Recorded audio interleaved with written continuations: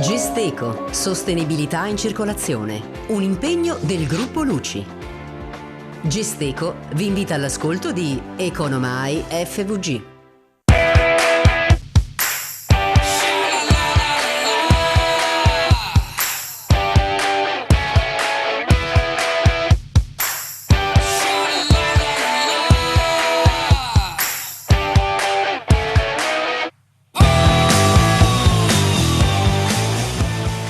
Buonasera e ben trovati a questa puntata di Economai FVG, manovre miliardarie. Questo è il titolo che abbiamo scelto per la trasmissione di questa sera, perché la finanziaria che è in atto da parte del governo e anche la legge di stabilità in corso in regione portano veramente tanti soldi, tanti quanti non se n'erano mai visti, 30 miliardi per quanto riguarda la finanziaria e più di 4 miliardi e mezzo per la nostra regione. Risorse molto importanti, risorse che naturalmente chi ci governa deve decidere come distribuire sul territorio, anche tenendo in considerazione il periodo di grande difficoltà legato al Covid in questo momento, che insomma pone anche la nostra regione tra l'altro alla soglia ormai della zona gialla, e quindi questo sicuramente può complicare le cose, però si è visto anche che gli investimenti fatti in questo periodo hanno portato una sorta di rinascita, quindi ci sono anche i fattori positivi. La nostra economia fortunatamente è ripartita, anche se con alcuni ostacoli, e proprio grazie a queste risorse, e queste risorse potranno dare sicuramente in tutti i settori ancora maggiore impulso. Io vi presento subito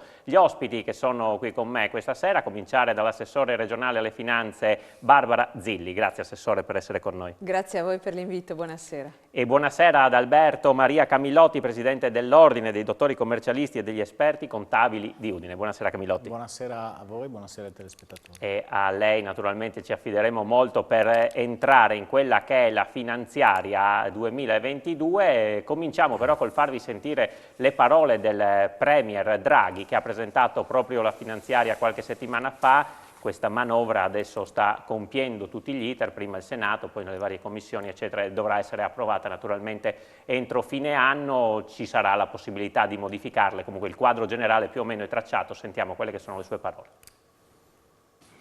È una legge di sbilancio espansiva, accompagna la ripresa ed è in piena coerenza con gli altri documenti che guidano l'azione economica di questo governo.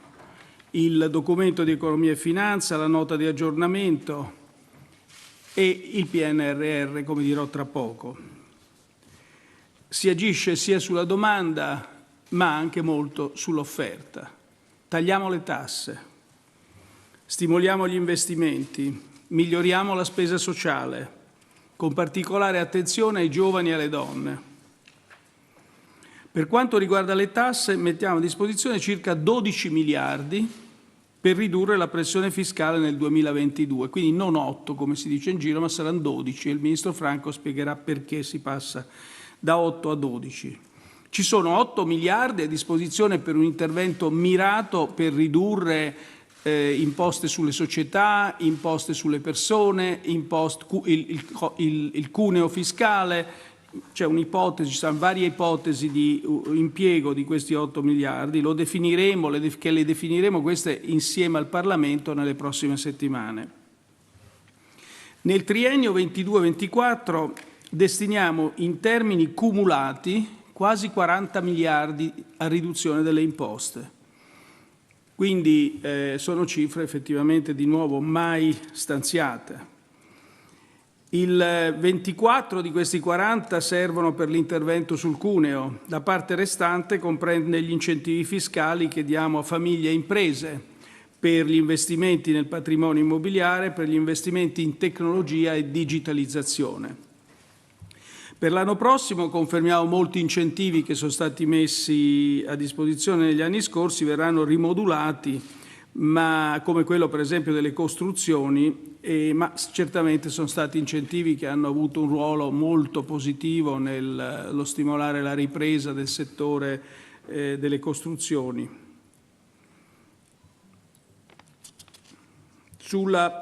Questa legge punta con forza anche sul rilancio degli investimenti, dopo anni in cui sono cresciuti molto poco. Stanziamo infatti 89 miliardi per il periodo che va dal 22 al 36. ma se uno considera tutto, perché noi abbiamo il PNRR, abbiamo i fondi già stanziati e abbiamo i fondi che vengono stanziati con questa legge di bilancio.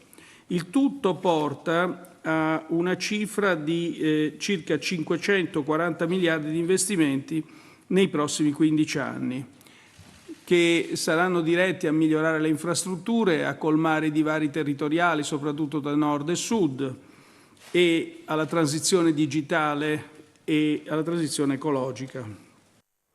Ecco, queste le parole del Premier Draghi, abbiamo sentito cifre veramente incredibili in un momento di difficoltà certamente, insomma, e proprio per questo sembrano ancora più importanti. Per quanto riguarda la manovra abbiamo sentito sono due i grandi temi, poi ce ne sono sicuramente altri, il taglio delle tasse e il rinnovo dei bonus. Camillotti, io partirei insomma dal taglio delle tasse, ecco, che cosa ci dobbiamo aspettare, qualcosa ha accennato il Premier, si sta lavorando, ma insomma questa è una parte che interessa sicuramente molto.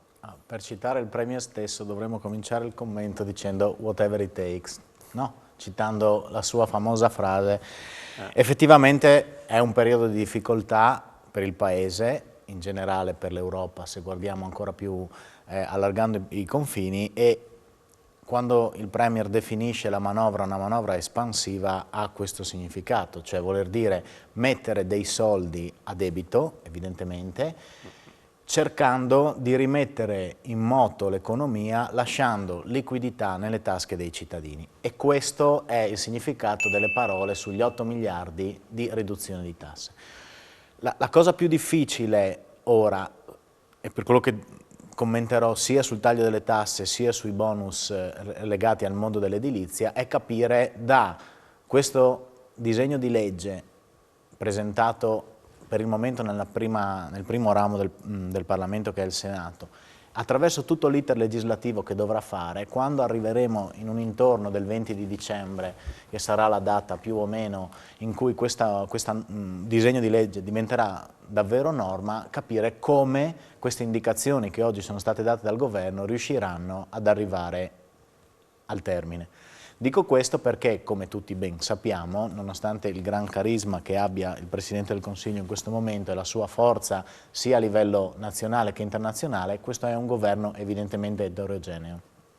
Quindi, aver detto di aver stanziato 8 miliardi sul taglio delle tasse significa tanto, ma i dettagli su dove effettivamente questi 8 miliardi incideranno direttamente e su quali tasche andranno poi a essere direttamente iniettati, qui è una partita che si giocherà veramente, e lo dico senza nessuna polemica politica se si vuole, ma è una partita che si giocherà dentro il Parlamento, no? Le diverse forze, ognuno a seconda di quella che è la propria propensione e il proprio elettorato di riferimento, faranno le pressioni giuste che devono fare per il ruolo che svolgono. Bisognerebbe solo osservare e riuscire a fare uno sforzo perché questi 8 miliardi possono essere ricondotti in 3 diverse soluzioni. Il primo è il taglio drastico delle aliquote sulla prima fascia di reddito o sulla seconda fascia di reddito. Il secondo è destinare grossa parte di questi miliardi alla riduzione del cuneo fiscale, che significa quella forbice, proprio quel cuneo che esiste di differenza fra lo stipendio netto che prende il lavoratore e il costo che l'impresa ha dovuto sostenere per generare quello stipendio netto. Il terzo ramo di altissimo interesse e forse quello più trasversalmente condiviso dalle forze politiche è il taglio dell'IRAP, che è un'imposta che grava per semplificare su tutti coloro che hanno una partita IVA, più o meno, ma diciamo che così ci siamo capiti. Ora, se riusciranno a dare compiutezza e a tenere insieme queste 3 diverse anime e queste 3 diverse idee politiche, perché evidentemente bisognerà lavorare con l'oggettività. L'oggettività oggi porta a dire che l'IRAP è un'imposta che è nata male nel 1998 ed è vissuta peggio, e oggi è vissuta davvero sia per l'operatore economico, imprenditore professionista, sia per il mio mondo, quello dei dottori commercialisti, che aiuta le imprese a calcolare le imposte, come un fastidio, no? un fastidio è un termine friulanizzato Esatto, per dare esatto, l'idea sì, di che quanta comunque questa rende cosa benissimo l'idea. quanta questa imposta sia antipatica. È vero. È vero però che abolirla completamente ha un peso elevatissimo sul gettito dello Stato e ricordiamo poi che in realtà togliendo questa imposta togliamo grande spazio di manovra alle regioni, perché l'IRAP è un'imposta regionale che va a finanziare il mondo della sanità ed è una delle armi o delle potenzialità che poi la singola giunta regionale, e poi magari Barbara questo ce lo può spiegare meglio di tutti, ha per fare politica sul proprio territorio. No? È una delle ultime imposte che sono lasciate alle regioni. Certo, e quindi non c'è solo il problema di sostituire in senso assoluto il valore che togliamo, ma c'è anche la necessità di dare alle regioni con un'altra mano, un'altra leva per poter fare finanza sul territorio. Quindi questo è il tema delicato, penso, un sistema politico legato alla riduzione dell'IRAP. Sicuramente avrebbe un'approvazione trasversale. Se si trova la modalità per finanziare il settore della finanza, della sanità, lasciando la manovra alle regioni, questo penso sia una norma che va.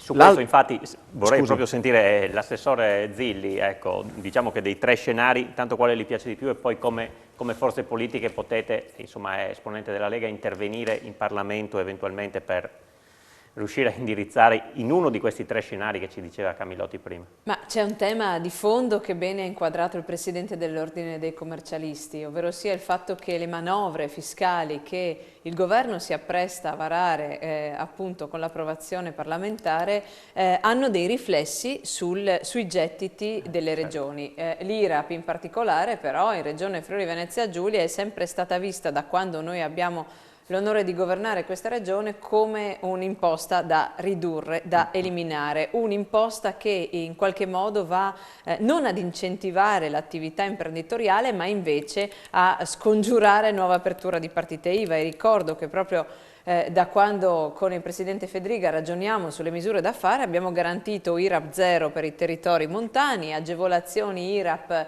per tutti coloro i quali vogliono aprire un'attività perché per i primi 2 anni non la pagano e stiamo rimodulando anche un pacchetto di proposte da sottoporre all'attenzione del Consiglio regionale.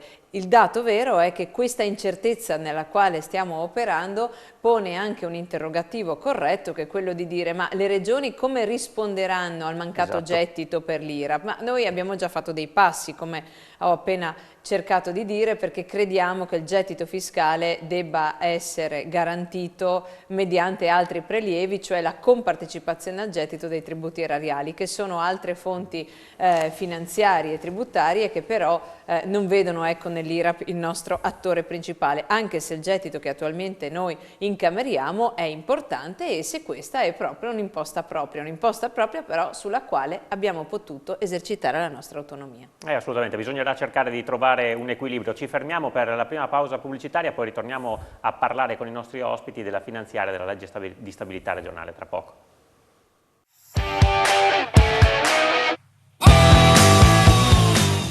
Ancora insieme con Economai FVG stiamo parlando di finanziaria, stiamo parlando di legge di stabilità, abbiamo affrontato il primo tema riguardo la finanziaria che è il taglio delle tasse, insomma si è dibattuto molto soprattutto sull'IRAP con i nostri ospiti, ma insomma la condivisione sulla necessità sicuramente di ridurla, Camillotti.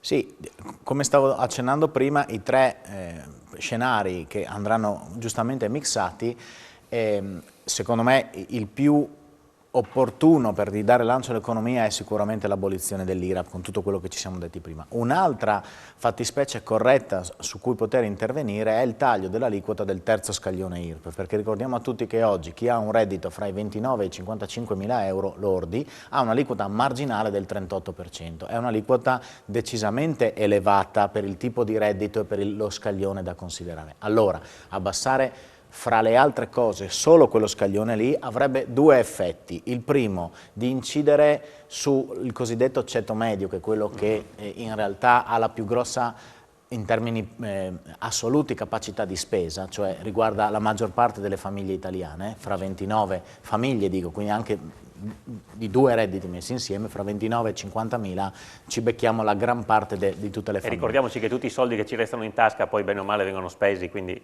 Appunto, e quindi agendo sul terzo scaglione, abbassando dal 38 al 35, dal 32%, lì si avrebbe una liberazione immediata di denaro, perché ricordiamo anche che quando si parla di manovra espansiva, uno dei grandi problemi di questo Paese oggi è la domanda e il consumo interno, no?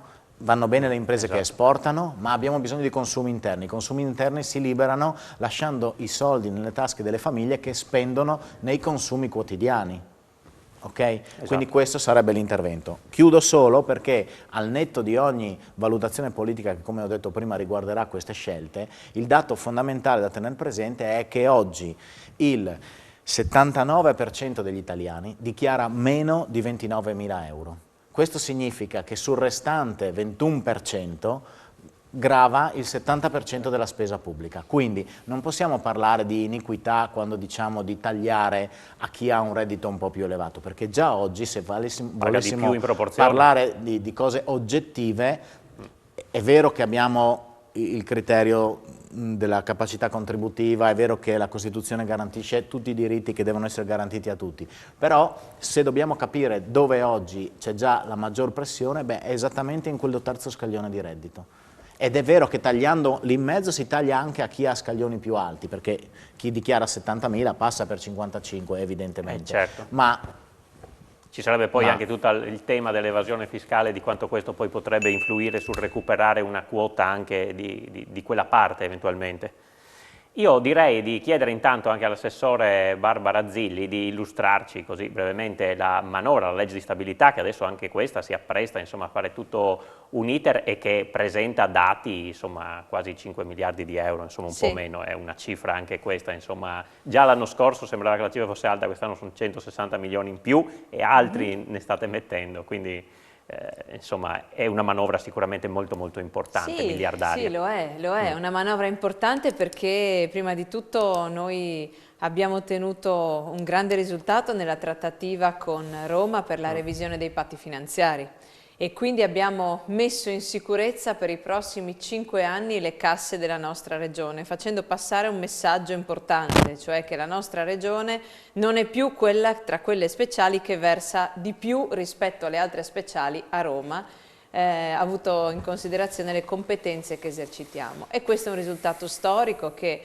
è difficile da spiegare ai cittadini, però al tempo stesso si concretizza nelle maggiori risorse che noi riusciamo a mettere in campo nelle misure finanziarie che adottiamo e prima su tutte l'assestamentino, quindi una manovra finanziaria che portiamo in aula a fine mese dove mettiamo in circolo 117 milioni di euro, di cui 66 sono frutto di quell'accordo del Presidente Fedriga con il Ministro Franco che ha liberato maggiori risorse su quest'anno, ma anche per la finanziaria del 2022 e i 2 anni successivi dove contiamo davvero su risorse importanti. Dove destiniamo queste risorse che appunto mettono in circolo una quota di disponibilità superiore ai 4 miliardi 650 milioni? Li mettiamo prima di tutto nei settori strategici che per noi sono ancora la sanità, soprattutto ancora, lo dico, con il dramma dell'emergenza che di nuovo sta ripiombando sulle nostre spalle,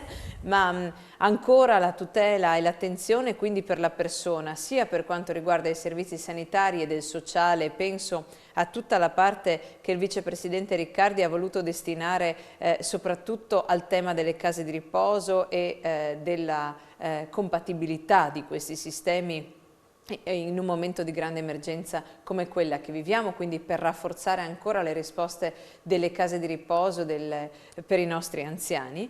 Penso anche alla famiglia come focus principale di attenzione non solo per questi bisogni di carattere sociale ma anche per la legge che la collega Rosolen porterà in questi giorni all'attenzione del Consiglio regionale e che vedrà una revisione complessiva di tutti gli aiuti per la famiglia, metterà a sistema tutte quelle risposte che avevamo iniziato a dare anche a sostegno della genitorialità, per cui ricorderanno i telespettatori che abbiamo garantito il costo dell'asilo nido pari a 0, quindi gratuito per chi fa più di un bimbo, ed è un modo per cercare di modificare quel trend negativo che abbiamo visto in questi anni, che ci porta ad essere maglia nera non solo a livello italiano ma anche a livello internazionale per i bambini che non nascono, che vuol dire è inutile fare politiche se poi non hai chi può raccogliere questi frutti. E poi abbiamo dato una grande attenzione alle infrastrutture, alla casa in particolare, quindi a quei bandi case e a quelle infrastrutture che sono strategiche legate al PNRR, che è un altro strumento straordinario che le regioni assieme a ANCI e ai comuni stanno cercando di mettere a sistema per dare un vantaggio effettivo alla nostra comunità. Poi penso alle attività produttive e, in una parola, al lavoro. Tutte le direzioni e quindi tutti i colleghi assessori hanno dato grande attenzione a questa particolare esigenza, che oggi lo è ancora di più, per strutturare sempre meglio le risposte che la comunità regionale deve poter ottenere dalla politica, che è una politica attenta, una politica dove, devo dire, i nostri comparti produttivi, da quello agricolo a quello industriale, hanno tenuto in questa emergenza pandemica, ma hanno la necessità di continuamente avere delle risposte per poter essere ancora una volta quel traino che oggi vediamo nel nord-est assieme al vicino Veneto. I dati di questi giorni ci dimostrano come l'export tenga, come tengano le nostre imprese, soprattutto in termini di innovazione, ma come sia necessario garantire un focus ai nostri giovani che si affacciano sul mondo del lavoro per fare in modo che abbiano delle retribuzioni adeguate agli standard europei. La nostra manovra finanziaria si arricchirà e robustirà ancora da qui fino alla sua approvazione in aula, con i contributi che le parti sociali ci stanno dando, ma anche il Consiglio regionale. Sono sicura che sarà una manovra, come abbiamo visto, sicuramente ricca, dove tutte le misure che abbiamo finora garantito in questi anni verranno irrobustite e dove troveremo risposta anche per dare quel più, per garantire gli investimenti utili alla ripresa nel comparto economico e anche turistico della nostra regione. Sì, i numeri non li ha fatti, li faccio io, ma insomma era tanto per far capire quanto insomma, è importante quello che stava dicendo, quasi 3 miliardi alla sanità dei 4 miliardi e mezzo. Beh, sì, insomma, sono tanti 2,7. soldi. Insomma, sì. C'è un'attenzione particolare, lo deve il momento naturalmente, però insomma, non è neanche scontato, visto che la sanità noi ce la gestiamo e abbiamo fatto fronte anche in periodi veramente complicati. No, è l'azionista più grande del nostro bilancio regionale, è evidente che sia così, e in un momento di grande stress come quello che viviamo non possiamo arretrare le risorse. Garantiamo risorse in più per la sanità, ma per tutti i settori in realtà rispetto all'iniziale del 2021, questo proprio forte delle grandi risorse che abbiamo potuto mantenere sul territorio regionale perché non le versiamo a Roma.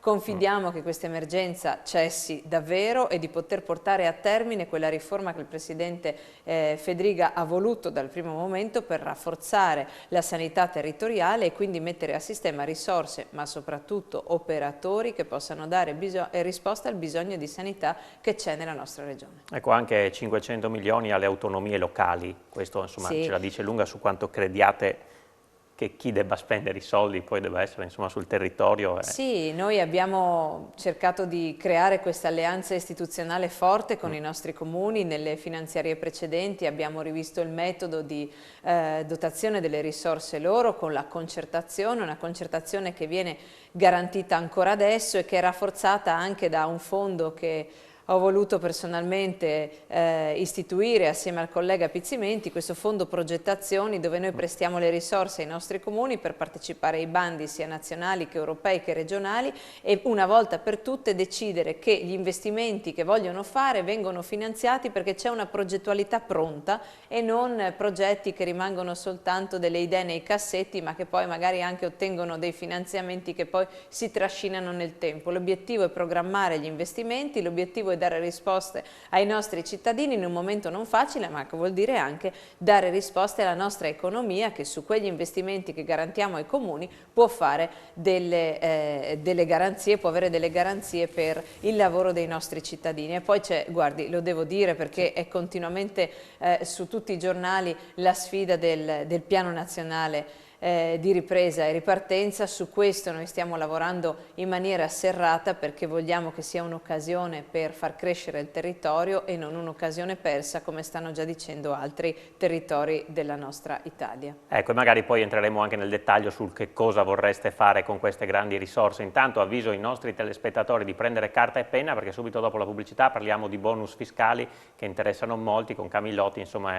e quindi attenzione perché dalla finanziaria ci sono delle novità. A tra poco.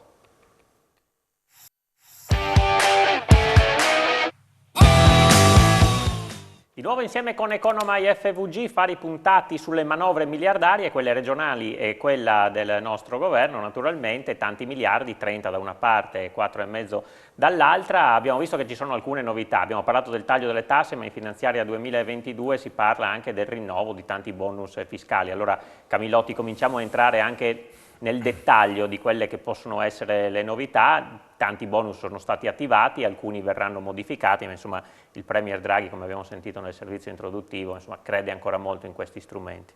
Sì, io vi racconto quello che sta scritto nel disegno di legge, ma sono convinto che quello che racconto oggi sarà completamente cambiato. Non completamente, ma subirà delle modifiche. Allora, la novità più rilevante è quella che il famoso super bonus 110 è stato prorogato per i condomini e per gli ACP, che sono gli istituti case popolari, fino al 2023 e questo è un messaggio di distensione e che permette programmazione. L'aspetto più negativo, a mio modo di vedere, è quello invece di aver frenato la possibilità che questo bonus continui a essere fruito dai titolari di villette unifamiliari, mettendo questo limite dell'ISEE di 25.000 euro. Per chi è pratico di ISEE, una famiglia con 25.000 euro di ISEE vuol dire veramente tagliare, era meglio dire nessuno dentro, perché è un limite troppo basso. E su questo ci sarà battaglia, c'è già battaglia. Su questo ci sarà battaglia, anche perché dare la proroga alle villette unifamiliari fino al 36-2022 e potendo andare avanti fino al 31-12-2022 solo con l'ISEE di 25.000 euro, che cosa sta provocando sul mercato? Sta provocando un totale ingessamento di chi deve prendere una decisione e oggi non la prende perché non sa se partendo a novembre per giugno ha finito. E quindi questo provoca un rallentamento. Il secondo effetto totalmente negativo è quello di aver fatto schizzare alle stelle i prezzi delle materie prime, della manodopera e quindi del lavoro finito. Questo a scapito chi? Dello Stato stesso che poi paga questo 110%. Quindi allungare il periodo consentendo anche alle villette unifamiliari che in una regione come la nostra, parlo qui, evidentemente nel resto d'Italia non so e non conosco, ma qui è una delle forme tipiche, no? Più dei condomini, più di altre situazioni, è dare un taglio abbastanza consistente alle possibilità di investimento. Quindi c'è da augurarsi che questo limite del 25.000 euro sparisca e che anche le villette unifamiliari possano arrivare al 31-12-2022.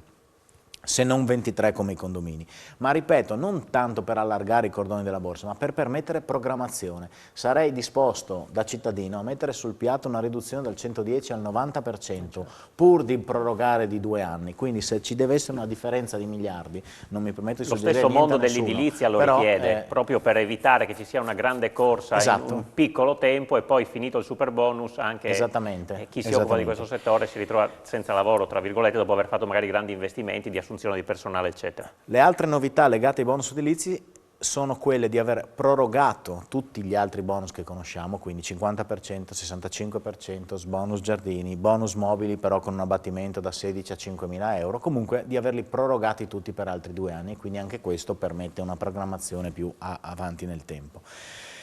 Nella norma ci sta scritto che il 110 diventerà 70 e 65 anche per i condomini nel 24 e nel 25, questa è un'altra novità, e forse agganciandosi a questa riduzione si potrebbe pensare a una riduzione al 90 o anche all'80% pur di avere 2 anni più avanti di programmazione, ma la novità più rilevante legata al mondo delle ristrutturazioni edilizie sta, ahimè, non nella norma finanziaria ma in un decreto legge che in quanto tale è già in vigore dal 12 di novembre 2021, quindi da ieri l'altro, e che riguarda direttamente soprattutto la mia categoria e i professionisti che si occupano di emettere visti di conformità. Perché? In un decreto chiamato antifrode, e questo dice già tutto quello che sta sotto questo decreto, è stato previsto che a partire appunto dal 12 di novembre, ci sia la necessità di applicare il visto di conformità anche a tutte le agevolazioni fiscali che non riguardano solo il 110%, ma anche il 50, il 65, il sisma bonus, il sisma non 110 ma 75, 85, cioè tutte quelle norme che non necessitavano di un visto di conformità. Questo perché? Perché evidentemente ci si è accorti che c'è qualcuno, più di qualcuno, che fa il furbetto. Ora, è stato prontamente emanato anche un decreto ministeriale che ha modificato la modulistica. Certo che, siccome è stato previsto non solo la necessità di apporre un visto di conformità, ma anche la necessità di avere quella asseverazione tecnica che è tipica del super bonus, ma anche per gli altri interventi, quelli del 50-65, e questa asseverazione tecnica deve dire due cose: che i lavori sono stati fatti e che sono congrui rispetto ad un preziario. Siamo in attesa di un provvedimento del direttore del Ministero che ci dica quali sono questi parametri e come fare ad emettere queste asseverazioni da parte del mondo tecnico. Noi a cascata sul visto di conformità. Questo però che cosa ha provocato? Che dal 12 novembre è tutto fermo, ed è tutto fermo in un periodo dell'anno in cui invece bisognerebbe correre a cedere questi crediti perché appaiono sui cassetti fiscali delle imprese che a loro volta possono scontarli in banca. È il momento peggiore dell'anno per aver introdotto una norma che di fatto blocca queste cose. Ci si augura che il decreto legge dovrà essere convertito in 60 giorni, penso che prima di 60 non si arrivi, posto quello che il Parlamento ha da fare nei prossimi 60 giorni. Però questa è una norma che necessita veramente di chiarimenti, che se non possono arrivare, come non ci si auspica, con un provvedimento di legge che lo modifica, almeno arrivino con delle interpretazioni dell'Agenzia delle Entrate, che può ben emettere delle circolari che sappiamo ha una forza di legge inferiore alla norma stessa, ma possono dare delle indicazioni. Questo di fatto ha per il momento bloccato parecchio, soprattutto la cessione dei crediti, perché ricordo che sempre con la norma del super bonus che stava nelle due leggi finanziarie fa, è stato previsto un articolo specifico dove la cessione di questi crediti fiscali poteva avvenire non solo per le norme di cui al 110%, ma anche per tutte le altre. E questo ha creato un volano incredibile, quindi la norma assolutamente positiva, che mi rendo conto avesse bisogno di un decreto legge d'urgenza, perché evidentemente c'erano segnali negativi sulle frodi in essere, però come ogni cosa bisogna cercare la giusta mediazione, perché a questo punto questa norma punire quei pochi furbi si va a fare del male a tutti gli altri che sono onesti e che cercano insomma, in qualche modo di avere un vantaggio. Ecco, Assessore Zilli, sicuramente insomma, la proroga di questi bonus l'abbiamo visto, ecco, il mondo dell'edilizia è ripartito alla grande, ecco. L'importante è dare una programmazione, dargli un impulso che sia non limitato, non un fuoco enorme per 2 anni e poi quello che diceva anche Camillotti prima. Sì, sono molto d'accordo, rimane anche il tema impegnativo del maggior costo delle materie prime, come ricordava il dottor Camillotti, perché questo soprattutto nell'aggiudicazione degli appalti pubblici è un grosso problema. Noi stiamo cercando di trovare un rimedio per quanto riguarda il nostro territorio regionale, in considerazione del fatto che molti enti fanno appunto le gare, ma queste vanno deserte perché il costo delle materie prime è schizzato in maniera esorbitante. Quindi stiamo cercando di studiare uno strumento da portare in finanziaria per valorizzare questo gap e cercare di ridurlo. L'economia ha bisogno di questi strumenti per garantire fiducia soprattutto alle famiglie che vogliono investire e rinnovare in un territorio come il nostro. In particolare abbiamo visto qual è stato l'imprinting che è stato garantito da questa iniziativa, ma che noi avevamo anche pensato con quella misura relativa al bonus facciate, molti ricorderanno, perché dopo il sisma del 76 le ricostruzioni dei nostri centri urbani sono avvenute in maniera egregia, ma ovviamente abbiamo necessità di rimettervi mano, e questa iniziativa governativa ha davvero incentivato tanti a fare degli investimenti che forse non avremmo fatto, e quindi deve essere assolutamente sostenuta e mantenuta senza quei limiti che appunto vogliono in qualche modo contenere le iniziative, andando a detrimento di quelle famiglie molto spesso, come tante delle nostre, che hanno una villetta unifamiliare, che hanno necessità o voglia di ampliare, modificare e quindi dare anche delle risposte alle nostre aziende del territorio. Ecco, sicuramente all'inizio sul super bonus c'era un po' di titubanza, si è cercato di capire, forse si è perso un attimo di tempo, adesso che sarebbe il momento più opportuno. Deve posso essere per chiudere, senza lacciuoli. e Telefriuli ne è buon testimone, perché abbiamo fatto un sacco di puntate dedicate al super bonus. Certo. Io capisco l'esigenza legislativa nel momento, torniamo indietro di 1 anno e mezzo, della pandemia e della necessità di rilanciare l'economia, di creare una norma shock, quindi dandole poco tempo affinché questa possa essere attuata e dia il rilancio vero dell'economia. Questo però ha cozzato inevitabilmente con la burocrazia che ci stava dietro il superbonus e ha fatto perdere 8-10 mesi per cominciare la programmazione. Una volta che la programmazione è cominciata e che adesso potrebbe dare benissimo i suoi effetti, c'è il taglio della data. Il taglio della data ha creato un innalzamento delle materie prime che però è mondiale e ha suoi problemi diversi, ma in Italia è evidentemente figlio di una speculazione sulla data di termine lavori. Perché chi vuole rifarsi la villetta entro il 30 del 6, chi ha più soldi da pagare per dire all'impresa vieni da me piuttosto che da un altro, sto dicendo una cosa molto banale e forse poco professionale, però è così. Quindi anche a livello di sicurezza sociale, voglio dire, allungare il termine permette di non fare la gara a chi ha più soldi da pagare per poter permettersi l'intervento prima, no? Certo. Ma l'osservatorio sui prezzi e quindi calmierare continuamente i prezzi relativi a questo tipo di strumento finanziario è una necessità che è evidente a tutti. E con un gravissimo rischio per l'economia in generale, che tutte le imprese edili stanno assumendo personale con difficoltà perché non lo si trova, ma se il termine è il 30 giugno o il 31-12, l'anno prossimo ci troviamo con un problema di disoccupazione. È quello che dicevo prima. E quindi invece allungare, ripeto, genera un volano incredibile di prospettive. Sì, uno è disposto anche ad avere meno, esatto, il 90% è già una cifra, insomma. L'esempio è il bonus facciate, no? Era il 90%, è stato il bonus più utilizzato da tutti. Perché? Perché è più semplice, con meno risparmio fiscale, però facilmente utilizzabile. Ci siamo dimenticati di dire prima, e poi chiudo, giuro, il bonus facciate del 90% è stato rifinanziato per l'anno nuovo, ma calandolo al 60%. Beh, insomma, sono comunque cifre importanti. Noi ci fermiamo per l'ultima pausa pubblicitaria, poi ritorniamo a parlare con i nostri ospiti a tra poco.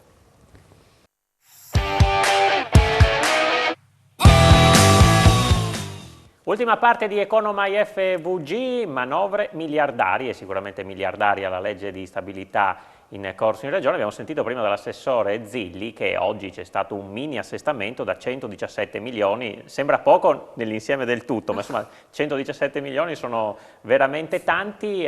Come verranno distribuiti? Sì, sono tanti, soprattutto perché arrivano a fine anno e quindi gli impegni devono essere immediati da parte delle direzioni. Abbiamo destinato 50 milioni di euro per cercare di ridurre tutto l'arretrato relativo al bonus casa.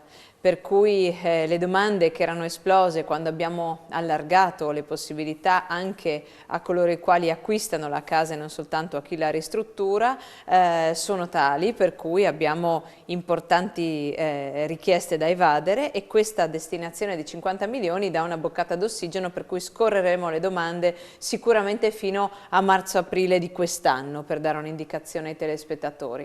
Abbiamo destinato 24 milioni all'agricoltura per il fondo di rotazione, tutti gli strumenti creditizi che il collega Zani era messo a sistema per prestare risorse ai giovani in agricoltura, ma non soltanto. 7 milioni sono destinati alle piccole e medie imprese, all'industria per sostenere in quest'ultima parte dell'anno i bandi che sono stati emessi e poi abbiamo destinato una somma pari a 24 milioni di euro alla sanità perché in quest'ultima fase dell'anno abbiamo delle esigenze da sopperire importanti, soprattutto legate all'emergenza e quindi anche al fabbisogno in termini di personale che si sta impegnando in maniera massiccia per garantire le risposte in questo momento pandemico di recrudescenza della pandemia. Sono queste iniziative che si sommano alla sanificazione delle palestre, un tema ancora che abbiamo affidato al CONI e sul quale abbiamo destinato 2 milioni di euro e poi altrettante risorse sono destinate per darle le poste principali al bando ripartenza voluto dalla collega Gibelli, un bando dove finanziamo tutte le associazioni che vogliono scommettere nel futuro andando anche ad assumere personale in un momento così difficile. Quindi i tagli di investimento sono importanti perché arrivano fino a contribuzioni pari a 100.000 euro, però siamo convinti che siano risorse ben spese per cercare di dare quella stabilità che serve per garantire fiducia e uscire da questo momento. Ecco, 24 milioni di euro in più alla sanità, lo ricorda insomma, la recrudescenza, lo stiamo vedendo in questi giorni. Io le chiedo quanto è preoccupata per la nostra economia, per quella che è la situazione. Domani scopriremo se sarà zona gialla per il Friuli Venezia Giulia, i numeri ci dicono che siamo proprio lì al limite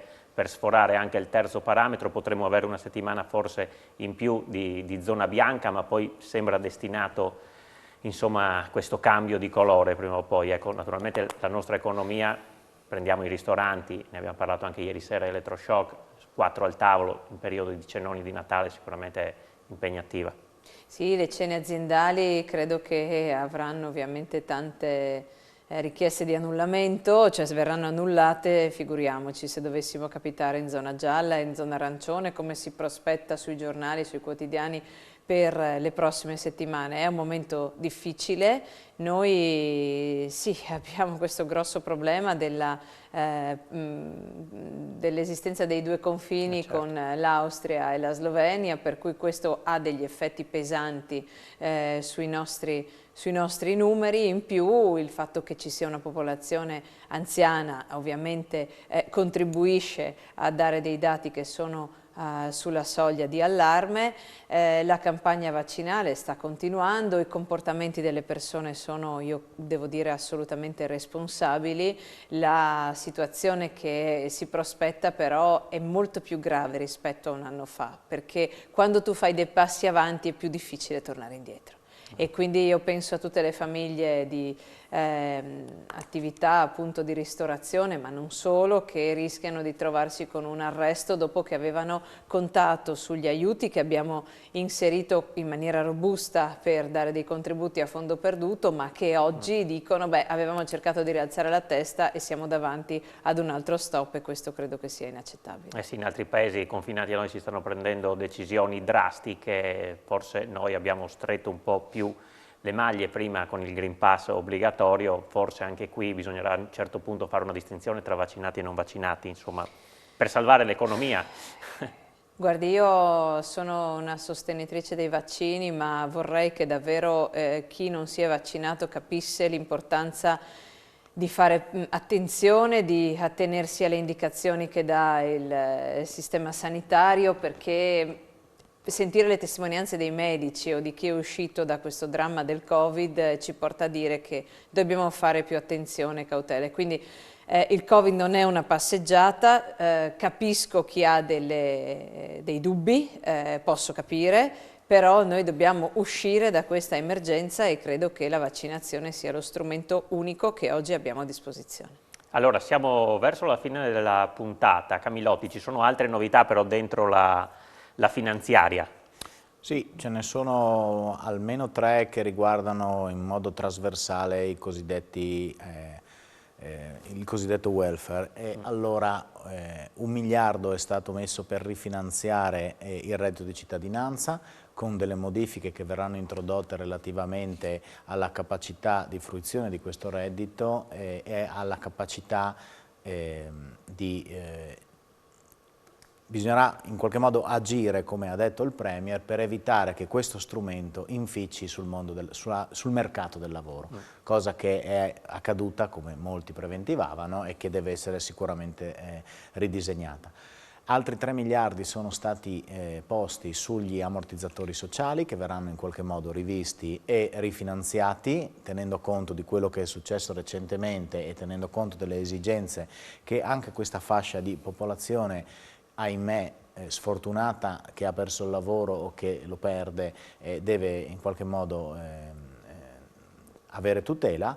E il terzo settore è quello delle pensioni, con la famosa quota 102 di cui si è parlato, che va in qualche modo a ripristinare quelle che erano le regole previgenti alla regola della quota 100.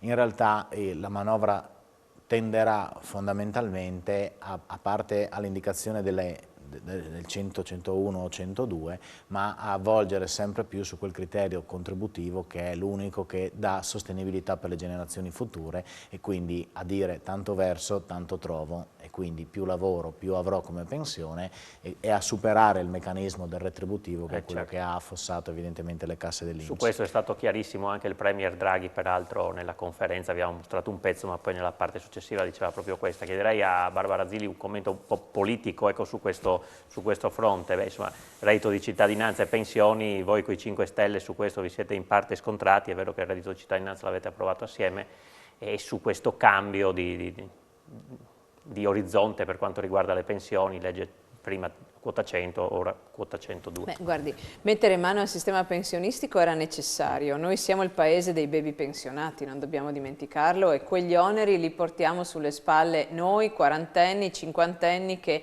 chissà se avremo la pensione, lo dico con molta franchezza. E quindi questo è un tema che nell'agenda politica nazionale deve essere tenuto in grande considerazione.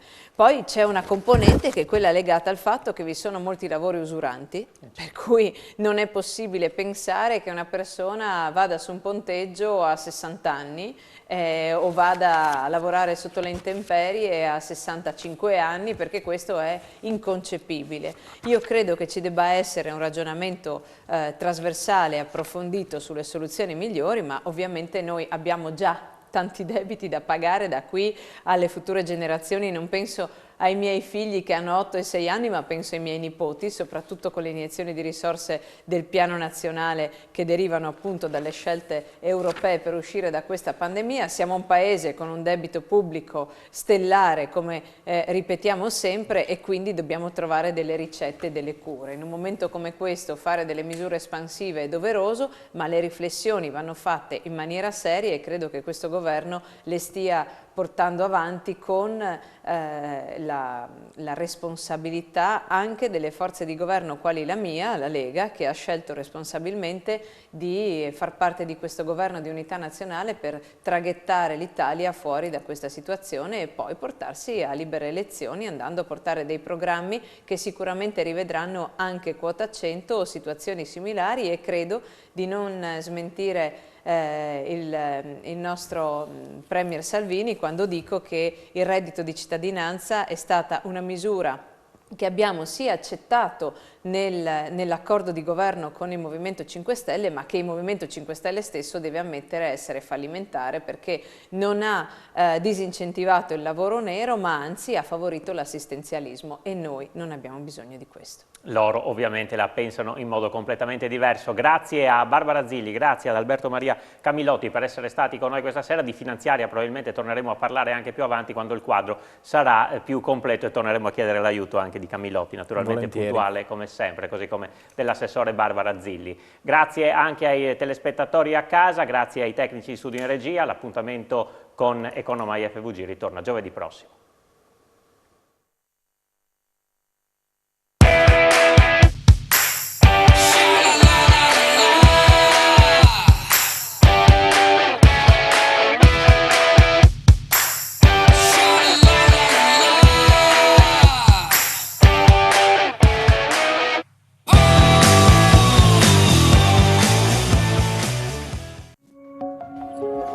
Gesteco, sostenibilità in circolazione, un impegno del gruppo Luci.